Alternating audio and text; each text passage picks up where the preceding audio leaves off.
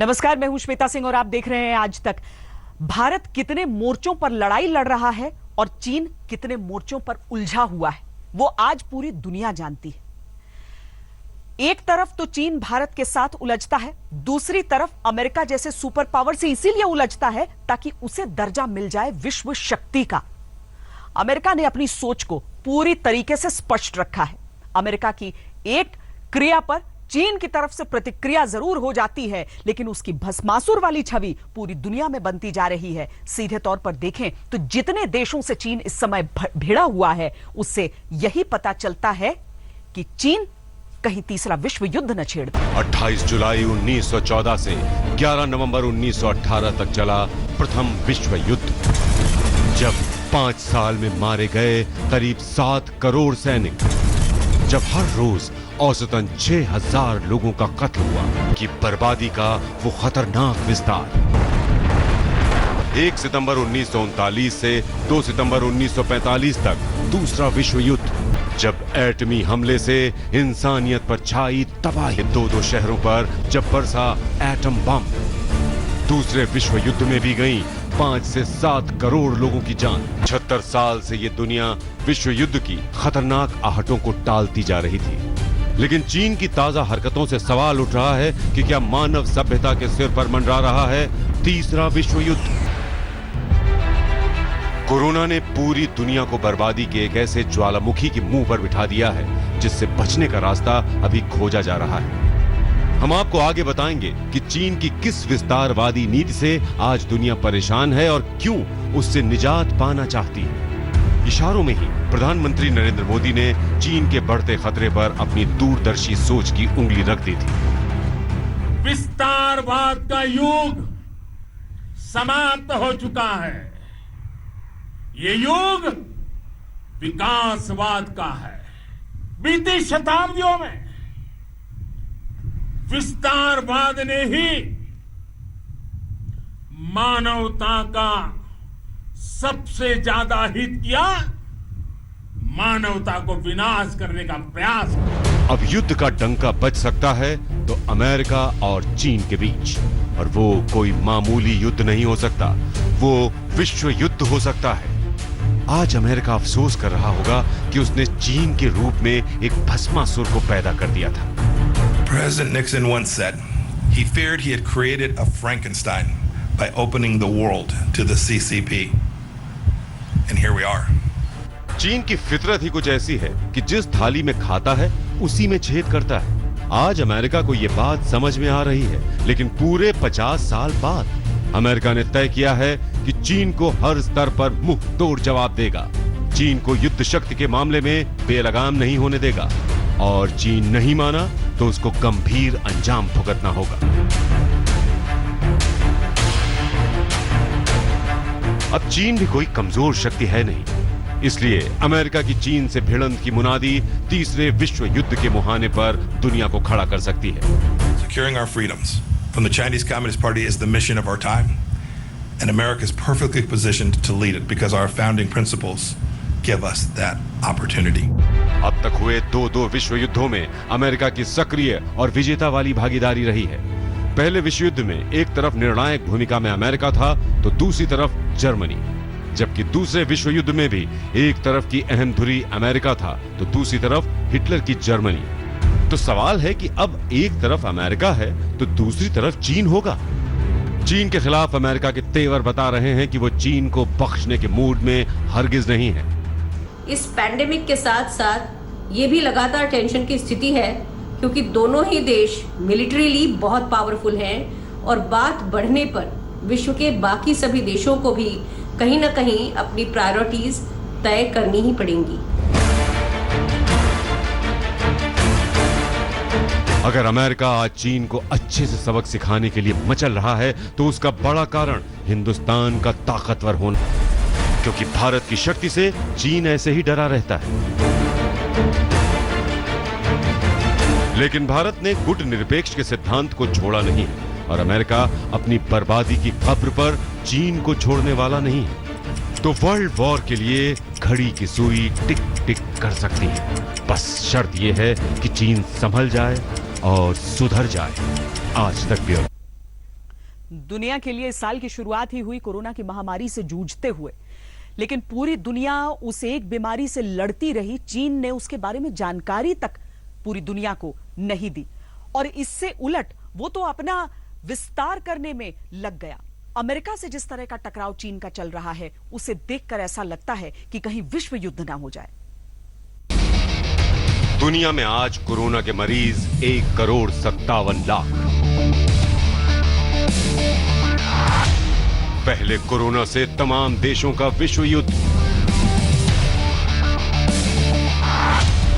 और अब कोरोना पर अमेरिका चीन में छिड़ेगा युद्ध। अमेरिका चीन का युद्ध बन सकता है थर्ड वर्ल्ड वॉर।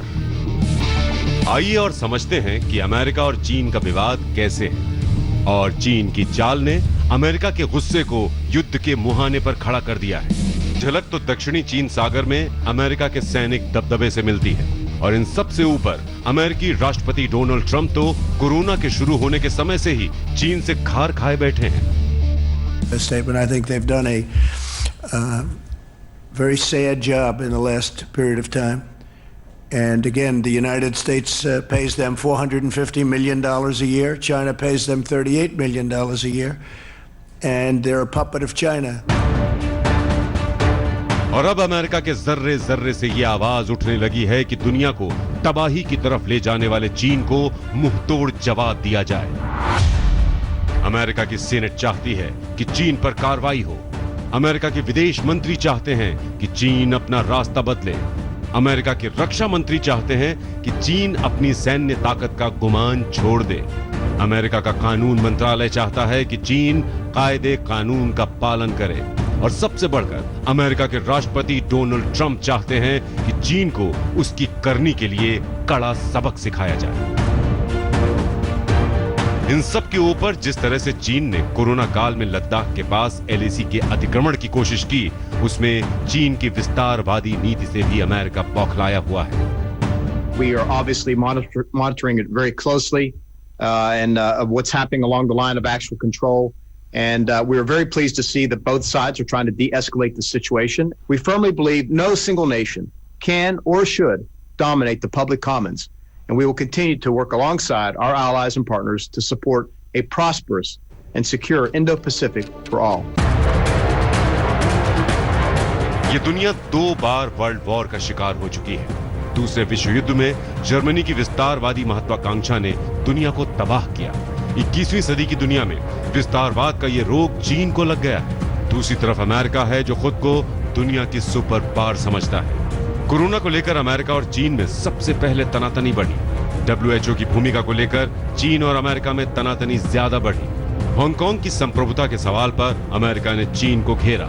इसके जवाब में अमेरिका में अश्वेत नागरिकों की हत्या के मुद्दे को चीन ने उठा दिया। जवाब में अमेरिका ने चीन में उइगर मुस्लिम समुदाय के खिलाफ मानवाधिकार को लेकर चीन सरकार के 4 सीनियर नेताओं को अपने यहां आने पर पाबंदी लगा दी।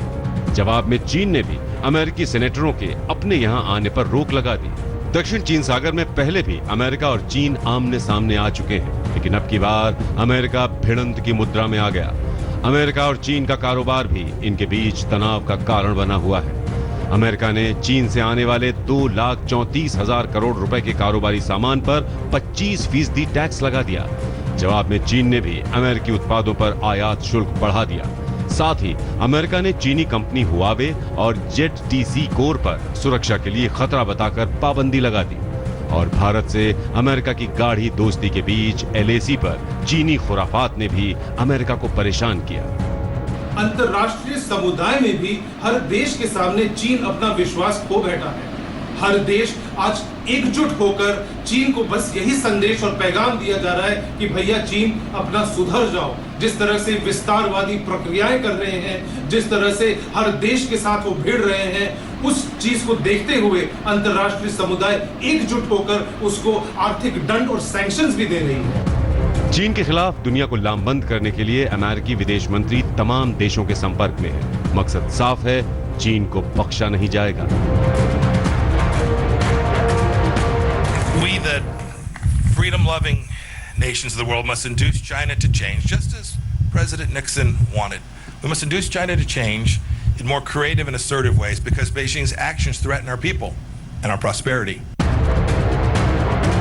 इतना ही नहीं, आज अमेरिका जिस तरह चीन के खिलाफ खुलेआम तीखा बयान दे रहा है, वो बता रहा है कि चीन की खैर नहीं।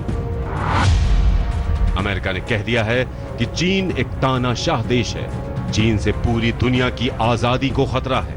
चीन को काबू में नहीं किया गया तो आने वाली पीढ़ियों को ड्रैगन की दया पर जीना होगा। अमेरिका के इस रुख से दुनिया में खलबली है और चीन की धुकधुकी बढ़ी हुई है। जितेंद्र बहादुर सिंह के साथ मंजीत नेगी, दिल्ली आज तक। चाहे पहला विश्व युद्ध रहा हो या फिर दूसरा विश्व युद्ध रहा हो, अमेरिका एक अहम धुरी रहा है इसमें। और ये बात भी देखिए कि अमेरिका जिस भी तरफ रहा है, जीत उसी तरफ की हुई है। दरअसल चीन अभी चाहे जितनी भी बातें कर ले, जितना भी विकसित खुद को दिखा दे, लेकिन इतना समझना चाहिए उसे कि सामरिक तौर पर अमेरिका उससे कहीं ज्यादा मजबूत है। हिंद महासागर की लहरों पर अमेरिका और भारत की साझी नौसैनिक शक्ति का ये इजहार बीजिंग को दिख गया होगा। परमाणु पावर से लैस अमेरिका का निमित्त के उन्माद में डूबे चीन को ये चेतावनी है कि किसी को भी छेड़ोगे तो छोड़ेंगे नहीं। इंडियन नेवी के भी काफी सॉलिड स्टेल्थ प्लेटफॉर्म्स हैं वहां पर, फ्लीट कमांडर साहब खुद हैं, तो एक बहुत बड़ा मैसेज जाएगा कि अब आप अपनी जरा हरकतों को ध्यान में लीजिए और उस पर रोक डालिए और रूल बेस्ड ऑर्डर जो कि सारी दुनिया मानती है, आप भी उसको मानिए। वर्ल्ड वॉर की आहट समंदर की लहरों से भी आ रही है। दक्षिण चीन सागर में भी अमेरिका अपनी धमक दिखा चुका है। पिछले कुछ दिनों में अमेरिका ने अपनी ताकत जरूर बढ़ाई है, लेकिन एक नजर आप अमेरिका और चीन की ताकत पर डाल लें तो आपको पता चल जाएगा कि कौन कितने पानी में है। अमेरिका के पास 13,264 एयरक्राफ्ट हैं, तो चीन के पास 3,210। लड़ाकू एयरक्राफ्ट अमेरिका के पास 2,085 हैं, तो चीन के पास 1,232। हेलीकॉप्टर अमेरिका के पास 5,768 हैं, तो चीन के पास 911। अटैक हेलीकॉप्टर अमेरिका के पास 967 हैं, तो चीन के पास 281। लड़ाकू टैंक अमेरिका के पास 6,289 हैं, तो चीन के पास 3,500। एयरक्राफ्ट कैरियर अमेरिका के पास 20 हैं, तो चीन के पास 2। डेस्ट्रॉयर्स अमेरिका के पास 91 हैं, तो चीन के पास 36। ये सही है कि चीन के पास सैनिक बहुत हैं, लेकिन ये मध्य युग नहीं है कि आप सैनिकों के बाहुबल से युद्ध लड़ते हैं। आज तकनीक की नोक पर युद्ध लड़ा और जीता जाता है। आज के दिन चाइना उसको चैलेंज करने की कोशिश में है। इकोनॉमी तो काफ़ी हद तक अमेरिका के बराबर आने वाली है, लेकिन मिलिटरीली भी चाइना के इरादे हैं कि अमेरिका से आगे निकला जाए। दोनों मुल्कों के बीच में इस पावर प्ले को लेकर तनाव है। उस तनाव की वजह से कुछ ऐसे क्षेत्र हैं जिस पर उसका प्रभाव पड़ा है।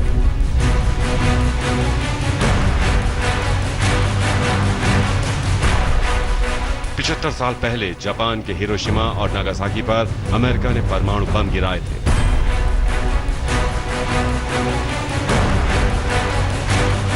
वो दूसरे विश्व युद्ध का सबसे विनाशकारी दौर था।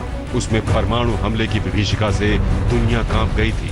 तब से किसी भी देश ने एटम बम का इस्तेमाल कभी नहीं किया, लेकिन दुनिया के तमाम देश अपनी परमाणु शक्ति बढ़ाने की कोशिश करते रहे। आज अमेरिका और चीन एक दूसरे के सामने तनकर खड़े हो रहे हैं, तो उनकी एटमी पावर पर भी एक नजर डाल लीजिए।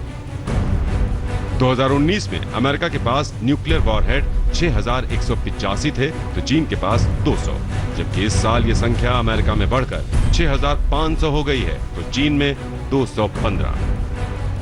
वैसे भारत और चीन की इस तनातनी और युद्ध की आहट के बीच दुनिया की नजर हिंदुस्तान पर भी होगी, लेकिन हिंदुस्तान ने पहले ही साफ कर दिया कि वो गुटनिरपेक्षता के रास्ते पर चलेगा। अमेरिका अपना गुस्सा नहीं छुपा रहा और चीन अपनी साजिश। ऐसे में अगर वर्ल्ड वॉर जैसी नौबत आई तो कौन देश किसके साथ खड़ा हो सकता है, उसको देख लीजिए। चीन से घनघोर नाराजगी की वजह से अमेरिका, इंग्लैंड, फ्रांस, ऑस्ट्रेलिया और जापान जैसे देश एक साथ खड़े हो सकते हैं। दूसरी तरफ रूस जैसे देश की अगर अमेरिका से पुरानी तनातनी है तो चीन से सीमा विवाद जग जाहिर है, जबकि चीन के साथ पाकिस्तान के अलावा कोई देश नहीं दिखता। लेकिन अमेरिका चाहता है कि दुनिया चीन के खिलाफ निर्णायक जंग में उसके साथ खड़ी हो। वो चाहता है कि दुनिया के तमाम लोकतांत्रिक देश उसके साथ खड़े हों। साथ ही संयुक्त राष्ट्र G7, G20 जैसे अंतरराष्ट्रीय संगठनों का भी वो साथ चाहता है। अमेरिका की कोशिश चीन को दुनिया के देशों के सामने अछूत बना देने की है। अमेरिका का आक्रामक तेवर चीन को परेशान कर रहा होगा, लेकिन इसमें भी चीन अपनी साजिशों से बाज आएगा ऐसा दिखता नहीं। जितेंद्र बहादुर सिंह के साथ मंजीत नेगी, दिल्ली आज तक। परमाणु शक्ति की अहमियत तो होती है, लेकिन इसके साथ ही कूटनीति बहुत अहम हो जाती है जब इस तरीके से दो बड़े देश चाहते हैं कि एक दूसरे से टक्कर लें। वैसे लगभग समझ लीजिए कि वैसे हालात यहां पर बन रहे हैं अमेरिका और चीन के बीच जैसे दूसरे विश्व युद्ध के बाद अमेरिका और सोवियत संघ। ये मामूली आग नहीं है, ये आग अमेरिका और चीन के कूटनीतिक रिश्तों में लगी है। लेकिन उससे ज्यादा इस बात का डर है कि कहीं ये आग दुनिया को ना झुलसा दे। अमेरिका के ह्यूस्टन में चीन के कॉन्सुलेट जनरल दफ्तर के बाहर कुछ चीनी नागरिक कागजात को जलाते दिखे, जिनसे अमेरिका को शक हुआ कि ये चुराए हुए कागजात को जला रहे हैं। इससे नाराज अमेरिका ने चीन को साफ साफ बता दिया कि वो शुक्रवार तक कॉन्सुलेट दफ्तर से अपना बोरिया बिस्तर समेट ले। अमेरिका के इस फैसले से चीन भड़क गया। चीन और अमेरिका के बीच मौजूदा हालातों को हम देखना नहीं चाहते। चेंगडू में अमेरिकी कॉन्सुलेट जनरल की काफी गतिविधियां रही हैं, जिससे अमेरिका को अवगत भी कराया जा चुका है। हालांकि चीन ने अब तक ये साफ नहीं किया है कि वो ह्यूस्टन में अपना वाणिज्यिक दूतावास बंद करेगा या नहीं, लेकिन जवाबी कार्रवाई कर दी है। उसने चेंगडू में अमेरिकी महावाणिज्य दूतावास को बंद करने की घोषणा कर दी है। वैसे ही अभी जो डिप्लोमेटिक फ्रंट में है, एम्बेसियां बंद हो रही हैं। ह्यूस्टन में अमेरिका ने चाइना की एम्बेसी बंद की है, कंसुलेट, और वैसे ही अभी चाइना वुहान में रिएक्ट कर रहा है। तो ये ट्रेड और इकोनॉमी के ऊपर सारा असर डाल रहा है, नेगेटिव असर पड़ रहा है। और वैसे भी चाइना को बॉयकॉट करने की कई जगह में, जैसे 5G के लिए, हुआई के लिए, तो ये सब चाइना को भी बड़ा नाराजगी, गुस्सा आया हुआ है। और दो लीडर जो हैं जो कोई भी कदम किसी प्रकार किसी तरफ ले सकते हैं, Xi Jinping and Donald Trump. दूसरे विश्व युद्ध के बाद अमेरिका और सोवियत संघ की तनातनी कोल्ड वॉर के दौरान ऐसे ही बढ़ी थी। आज दुनिया द्विध्रुवीय तो नहीं है, लेकिन अमेरिका और चीन का एक दूसरे के खिलाफ ताल ठोकना तीसरे वर्ल्ड वॉर की आहट सुना जा सकता है। नीरज वशिष्ठ के साथ मंजीत नेगी, दिल्ली आज तक। विश्व टकराव की ओर बढ़ते अमेरिका और चीन के बीच भारत किस रास्ते चलेगा, दिखाएंगे इस ब्रेक के बाद। आप देखते रहिए आज तक। हम आपको दिखा रहे हैं कि किस तरीके से ऐसा लग रहा है कि चीन अपने एक्शन से पूरी दुनिया को एक नए विश्व युद्ध की ओर धकेलने की कोशिश कर रहा है। अमेरिका के साथ उसके कैसे रिश्ते हैं ये तो बार बार स्पष्ट होते रहते हैं। भारत के साथ वो क्या करने का प्रयास कर रहा है ये चीन को खुद भी समझना होगा और दुनिया को समझाना भी होगा, क्योंकि एक तरफ बातचीत करता है, वो शांति की, समझौतों की मेज पर बैठने का प्रयास करता है, लेकिन दूसरी तरफ उसकी ओर से वो बिल्डअप बरकरार नजर आता है। ऐसे में भारत भी इस पूरे प्रयास में जुटा हुआ है कि अपनी सामरिक शक्ति को किसी भी तरीके से कम न होने दे और अपने हथियारों को और मंगाकर अपने सैनिकों की तादाद को वहां पर बनाए रख के उस शक्ति को बनाए रखे LAC पर। इस सब के बीच अमेरिका ने भी यह साफ कर दिया है कि वो भारत के साथ मिलकर चीन को सबक देगा। चीन से जंग के हालात में अमेरिका भारत के संग।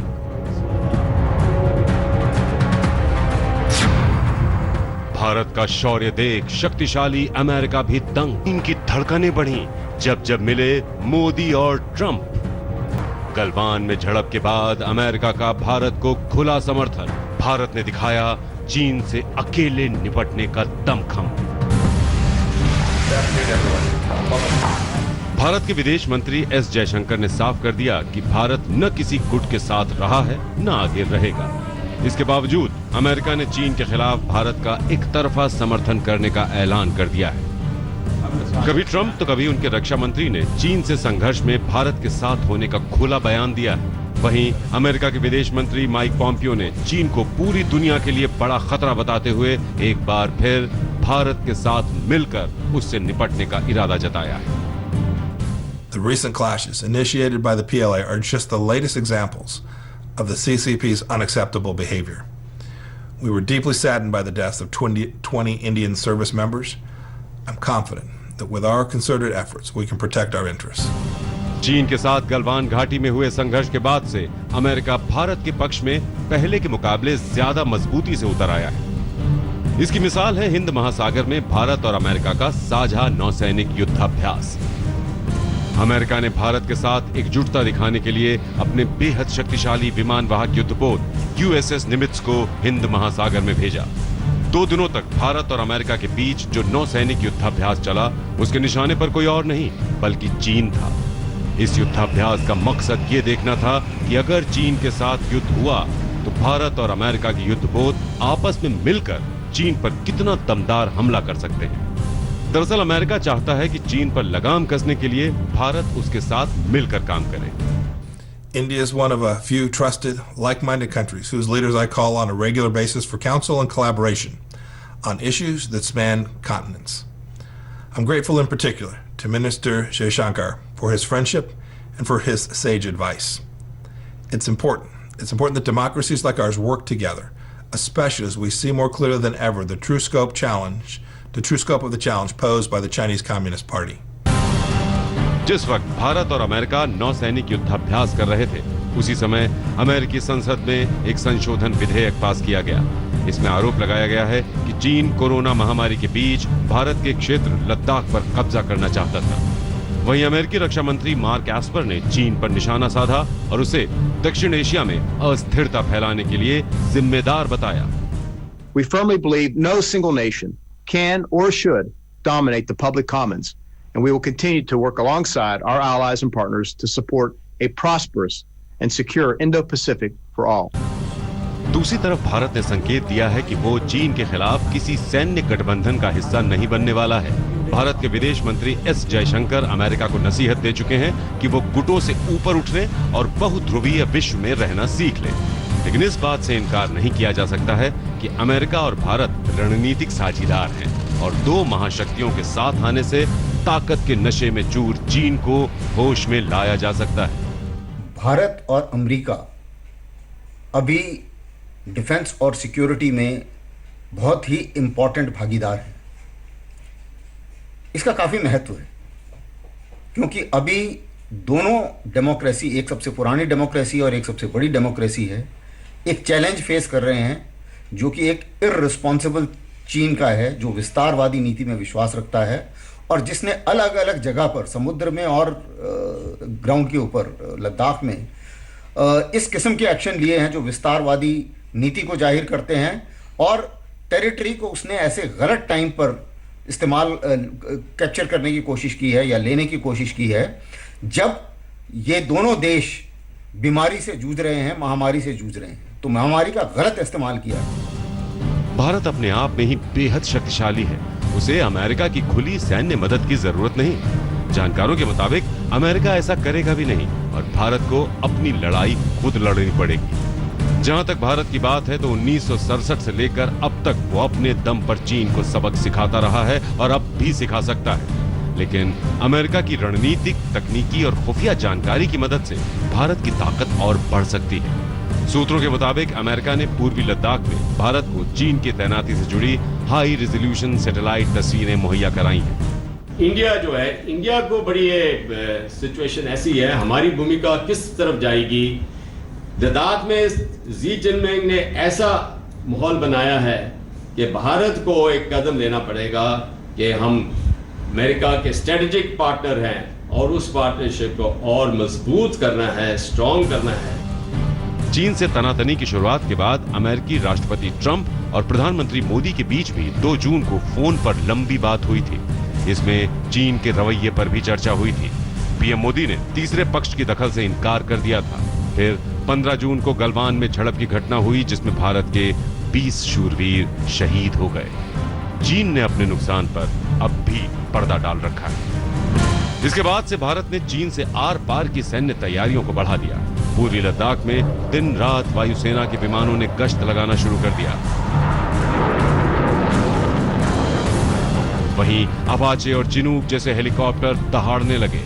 ये हेलीकॉप्टर अमेरिका और भारत के सैन्य सहयोग की मिसाल है। अमेरिकी कंपनी बोइंग ने चीन से तनातनी के बीच 37 हेलीकॉप्टरों की सप्लाई पूरी कर दी।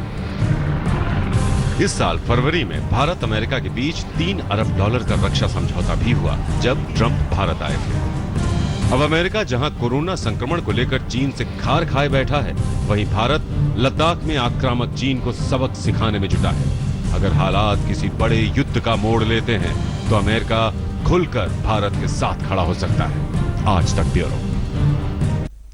भारत और हथियारों को अर्जित करने की प्रक्रिया को भी जारी रखे हुए है। 5 राफेल आने ही वाले हैं बस हिंदुस्तान। और राफेल में जो मिसाइलें लगेंगी, पहले ही मीटियोर और स्कैल्प मिसाइलें थी, अब हैमर मिसाइल को लेकर भी भारत ने अपनी बात स्पष्ट कर दी है। और इसके साथ ही भारत और इजरायल के रक्षा मंत्रियों के बीच अहम बातचीत हुई है।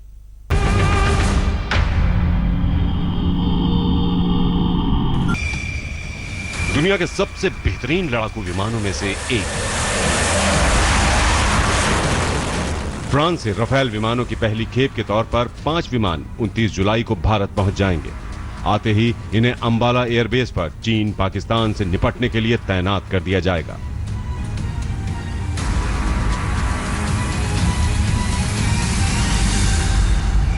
वैसे तो राफेल 2 खतरनाक मिसाइलों से लैस है, लेकिन चीन को जवाब देने के लिए भारत के राफेल में हैमर मिसाइल फिट की जाएगी। इसके लिए फ्रांस से बातचीत हुई है और इमरजेंसी ऑर्डर के तौर पर भारत को हैमर मिसाइल मिल जाएंगे।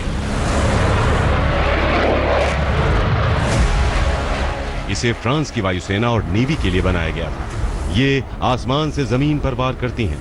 हैमर से 60 से 70 किलोमीटर रेंज तक किसी भी टारगेट को अचूक तरीके से तबाह किया जा सकता है। हैमर मिसाइल लद्दाख जैसे इलाकों में मजबूत से मजबूत शेल्टर और बंकरों को तबाह कर सकती है।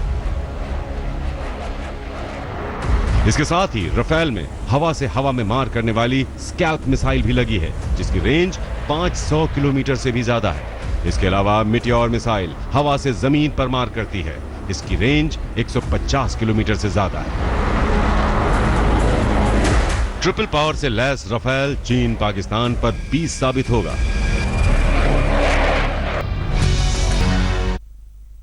रुक रहे हैं एक ब्रेक के लिए। ब्रेक के बाद बातचीत को लेकर चीन की नई पैंतराबाजी दिखाएंगे। आप देखते रहिए आज तक।